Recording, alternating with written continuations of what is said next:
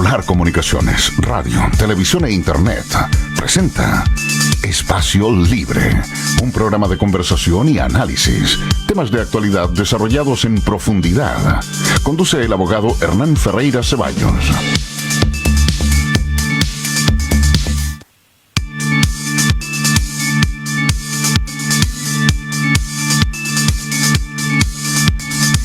Muy buenas tardes, bienvenidos a una nueva emisión de Espacio Libre por las pantallas de Polar Comunicaciones, el día 28 de julio del año 2020. Bueno, como siempre digo yo, tenemos en este caso una invitada que aporta mucho, porque la idea es tratar de conversar con gente que nos aporte, que nos haga pensar, que nos dé una mirada libre, por así decirlo, y en esta oportunidad tenemos a Vanessa Kaiser. Ella es periodista, doctora en filosofía y doctora en ciencia política, vayan viendo ustedes, académica de la Universidad Autónoma de Chile y columnista en diversos medios de comunicación, y tiene además un canal en YouTube, Esfera Pública. Vanessa Kaiser, hola, buenas tardes. ¿Estuve bien la presentación? ¿Faltó algo? ¿Me sobró algo? Todo perfecto, Hernán, súper. No sé si yo no te veo por algún motivo o tú lo tienes así por un tema de internet. No, aquí vamos a ir con el control, ahí sí.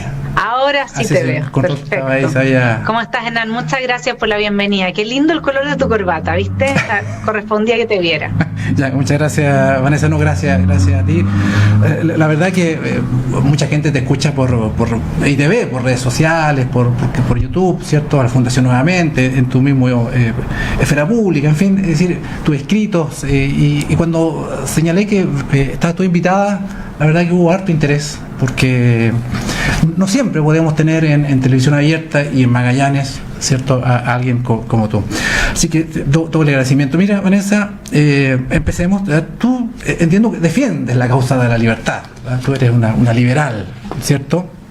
Te defines como un liberal. Y como a modo de pedagogía, si uno quiere, ¿qué es el liberal? Y en Chile particularmente, pero ¿qué es el liberal? ¿Cómo tú podrías explicarle a la gente, a nuestra audiencia, a nuestros televidentes, qué es el liberal desde un punto de vista filosófico, político, económico incluso? Claro, yo creo que partes de la base que hay que partir, efectivamente. Ser liberal es respetar el proyecto de vida de las otras personas. Fundamentalmente eso significa reconocerle su igual dignidad, su igual derecho a la vida, a la propiedad y a la búsqueda de su felicidad. Ser liberal es esencialmente proteger los espacios que a través de la ley se generan para que la gente pueda ser libre, porque nosotros sabemos que, por ejemplo, en una guerra nadie puede ser libre, ¿no es cierto? O sea, yo no puedo en un país en guerra armar un negocio y perseguir mi finalidad, mi búsqueda, mi felicidad. No puedo ir a un teatro y bailar si soy bailarina, no puedo. Entonces, los países que están en guerra interna o en guerra externa, en general, no hay una estructura legal que permita que cada persona pueda hacer su vida, la vida que quiera hacer, digamos. Y lo que el liberal hace es respetar esa vida y protege entonces lo que se llama el Estado de Derecho, promueve el Estado de Derecho, que es el trato de que todos somos iguales ante la ley. Y esas leyes, al ser conocidas, permiten el cumplimiento de los contratos, permiten el respeto de la propiedad, permiten el respeto del proyecto de vida del prójimo, y eso dentro del marco de un Estado lo más pequeño posible, porque el liberal considera que el poder corrompe y el poder total corrompe totalmente. Y si uno lo ve, hoy día los estados grandes están capturados, son corruptos, endeudan a las generaciones que vienen, endeudándose sobre el PIB. Eso significa que alguien lo va a tener que pagar. Y esos son los hijos y nietos que nos siguen. Entonces, por mientras las castas políticas siempre están ubicadas dentro de los más ricos en todos los países, claro. Y eso es algo que al liberal le molesta, porque sería muy distinto que se hiciera un trabajo, o en casi todos los países, que se hiciera un trabajo, digamos, que mantuviera más o menos la medianía de sueldos que hay dentro de un país, y que se hiciera como corresponde, sin todas las redes de poder que se van tejiendo y destruyendo entonces las instituciones que sirven para una vida en libertad. Y ahora en Chile, ¿hay alguna expresión política, partido, movimiento político, que encarne de alguna manera este ideal liberal, como tú lo señalas, o está mal debe y falta todavía de eso? Lo que más cuesta en este país es revertir la enseñanza que se ha instalado como un chip en la cabeza de la gente en las últimas 2 décadas, de que el Estado es el que tiene que resolver los problemas. Donde nosotros veamos un político que en lugar de decir reduzcamos el tamaño del Estado, démosle más libertad a la gente, reduzcamos los impuestos, porque usted dice que Codelco es de todos los chilenos. Ahora yo le pregunto a todos los chilenos que nos ven, ¿cuántos cheques reciben al año con los dividendos de Codelco? Porque si usted tiene una empresa, usted debería recibir dividendos, ¿no es cierto? Claro. Y lo que yo le estoy diciendo es algo muy simple y que se aplica a todas las empresas estatales, por ejemplo, en que la mayoría son deficitarias. Nosotros tenemos que sostener a la gente que ahí trabaja porque no son eficientes. Entonces, ¿qué es lo que pasa? Las fichas hoy día dentro del espectro político no están puestas en más oportunidades, sino que están puestas en igualdad de oportunidades, que hay una diferencia muy grande. ¿Ya? Yo no necesito que una persona, una persona a la que le va bien tenga igual oportunidad que a otra a la que le va mal. Yo lo que necesito es que al que le va mal tenga más oportunidades para incluso llegar más lejos del que le va bien a veces y tuvo oportunidades iniciales fantásticas pero no las aprovechó. Hay que respetar la libertad de cada quien. Entonces lo que uno está viendo es que prácticamente dentro de la esfera pública no existe un discurso liberal, quizás más tirado a lo conservador y en ciertas cosas liberal, pero liberal así, como somos los liberales, que respetamos la diversidad sexual, que respetamos los diversos tipos de vida, pero no queremos un Estado cultural que nos imponga una forma de vida. Claro. Yo no he visto, yo sé que hay gente que coquetea con eso, pero al final no tienen el coraje de decir no al Estado, no a la intervención estatal para resolver los problemas de la gente.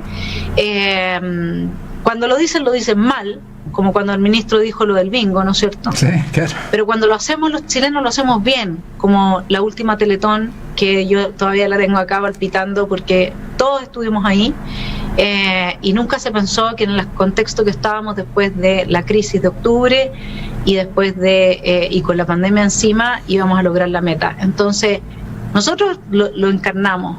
El chileno sabe que es capaz por sí mismo, sabe. Pero a nivel de comunicaciones, a quien no promueve la igualdad y un tamaño del Estado aún más grande de lo que ya lo tenemos, lo cuelgan, no lo invitan a los programas, no le hacen bullying, lo persiguen los haters. Entonces es muy difícil. Es que a partir o a raíz de esta pandemia, yo creo que esto vino de antes, pero esta pandemia, mucha gente está mirando al Estado, dice, bueno, ¿cómo el Estado me salva? ¿Cómo el Estado me ayuda? ¿Cómo el Estado hace esto? ¿Cómo el Estado hace esto otro? Y siempre se está mirando al Estado. Entonces, claro, los grupos que son más se llaman progresistas, son derechamente de izquierda, dicen, mira, el Estado es necesario, ¿no? Y entonces, a mi juicio, te dice, mire, necesitamos un Estado más eficiente, pero en el fondo se han dedicado a llenar, ¿cierto?, a agrandar mucho el Estado. En Chile necesitamos, tú dices, un Estado más pequeño, más eficiente o más pequeño, en definitiva, o las dos cosas.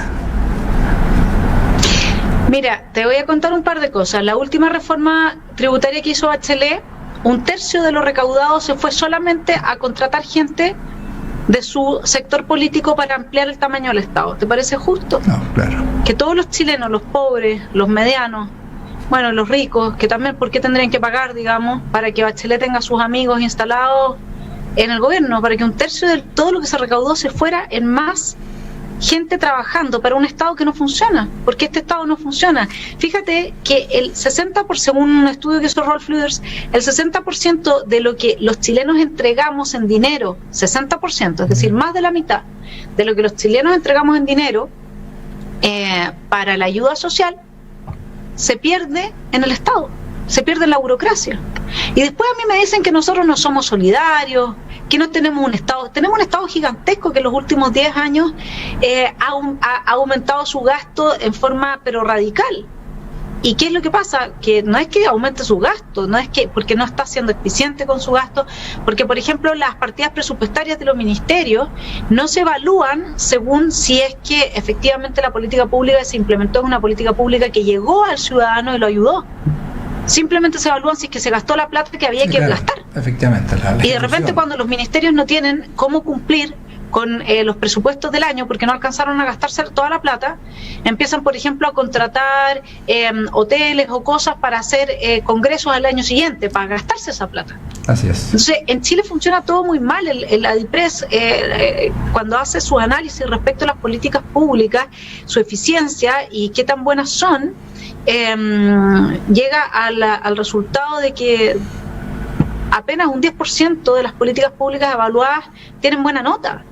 Entonces, cuando uno tiene un Estado que está funcionando tan re mal, proponer un crecimiento mayor de ese Estado solamente responde a una irresponsabilidad política gigantesca de parte de los inocentes, porque hay gente que es inocente, que cree que a los 40 años sigue creyendo en el viejo pascuero, y por el otro lado de las otras personas corresponde a un hambre gigantesco por un poder desmedido sobre la vida de los individuos, lo que no conduce a ningún buen puerto. Ahora, y te incito un poquito en esto, a propósito de esta pandemia y de los efectos económicos desastrosos que está llevando. Dicen, mire, ve que el Estado es necesario, porque sin el Estado, un Estado grande, fortalecido, las ayudas no hubiesen sido posibles, la salud, ¿cierto? Y todo el mundo está mirando, mucha gente está mirando, mira, la salud pública se ha portado espectacular, por tanto necesitamos fortalecer la salud pública. ¿Pero es cierto esto o el sector privado tiene mucho que hacer aquí? Porque ahí también mucha gente está diciendo, el Estado nos va a salvar, insisto, con esto, Vanessa. Lo que pasa es que en este momento con la pandemia es el Estado el que nos está matando. Si el que no nos permite ir a trabajar es el Estado, luego tiene mucho sentido que la gente diga que el Estado me salve. Ya. Eso es básico, y yo en ese sentido entiendo a la gente que piensa así. ¿Quién más te va a salvar si el Estado no te deja ir a trabajar? Porque han exagerado esto de una forma totalmente absurda. Y acuérdate de mí, y acuérdense todos que en unos 2-3 años más atrás, más atrás, no podemos retroceder, más adelante, vamos a mirar hacia atrás y vamos a ver que esto fue un error. Esto fue una forma de responder que tuvieron muchos gobiernos de manera demasiado exagerada y exacerbada por el miedo y por una demanda ciudadana de protección al Estado, de la cual los ciudadanos también se van a tener que hacer cargo y responsables. Ahora, si es que el Estado no te deja trabajar, luego que tú digas que el Estado me venga a ayudar, esto es del todo razonable. Sin embargo, cuando uno ve que, por ejemplo, si es que nosotros hoy día no destinásemos toda la plata que destinamos a las principales, digamos, carteras de ayuda social, cada chileno, según estos mismos estudios de Rolf Luders, de las familias del 25% más pobre de Chile, recibiría un sueldo de 2,5 millones de pesos mensuales. Así es. Lo que las personas tienen que entender es que incluso en el caso de la salud pública, nadie está diciendo que no tenga que haber Estado. Lo que uno está diciendo es que el Estado tiene que ser capaz de ir en ayuda cuando el mercado no lo puede resolver, que es una cosa distinta. Porque si yo a cualquiera de ustedes le pregunto, ¿dónde prefiere atenderse? ¿Prefiere atenderse en el Hospital del Salvador o en la clínica alemana? Usted me va a decir que prefiere atenderse en la clínica alemana, es obvio. ¿Por qué? Porque es mucho mejor la atención ahí. Y luego, ¿qué pasa si yo a usted le digo, mire, yo si acabo con parte importante de la gente que en los hospitales trabaja y que recibe sueldos extras a través de fórmulas que los mantienen, en vez de ganando los 2 millones de pesos mensuales, 3 millones de pesos mensuales un médico, al final terminan ganando 8 o 10. Nosotros no tenemos ningún estudio de ese tipo, pero yo sé que esas situaciones existen. Sí. ¿Y qué pasaría si es que yo le digo, y toda esa plata yo se la devuelvo a usted, o en un voucher, y usted se puede atender donde quiera? Puede meter a su hijo al colegio que quiera. Entonces, ¿qué es lo que preferiríamos, el Estado o el mercado? El punto es que el Estado nos tiene tan ahogados con todos los impuestos que toma de nosotros y luego no es capaz de hacer una buena política pública, que nosotros resulta muy caro para nosotros el mercado, comillas, a nivel individual. Perfecto, pero ya. Si el Estado dejara de quitarnos toda la plata que nos quita y fuese eficiente en lo que hace, nosotros tendríamos mucho más acceso a los buenos servicios de los sectores privados, y donde no haya iniciativa privada, por eso nosotros tenemos un modelo subsidiario, tiene que entrar el Estado, ayudar a la gente, ya sea a través de voucher o ya sea construyendo los hospitales donde un privado no lo va a hacer porque hay muy poca demanda o algo así.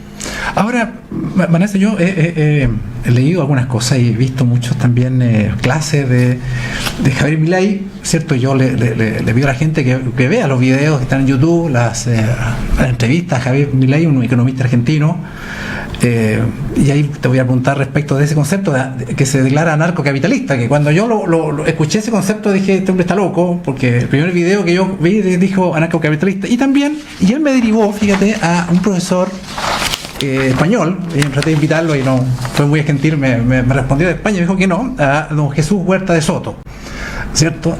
Y ellos se declaran efectivamente anarcocapitalistas, libertarios. Incluso más, el profesor Huerta de Soto tiene un video, yo insisto en esto, los videos que son muy ilustrativos. Él dice, mire, el Estado es el demonio, el Estado es el que aquí no está, nos corrompe a todos, por tanto tenemos que sacar el Estado, y es que incluso habla de tener pequeñas comunidades que se autorregulen.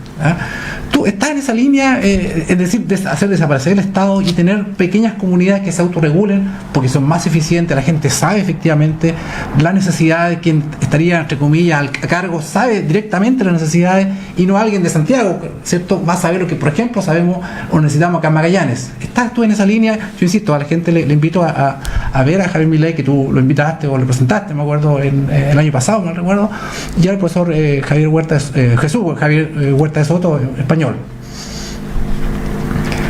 Claro, sí, por supuesto que estoy en esa línea, pero de una forma más aterrizada, porque yo soy cientista política y como tal me preocupa que sí efectivamente puedan los ciudadanos ponerse de acuerdo en aquellos asuntos que son que atañen a todos, lo que se llama el bien común.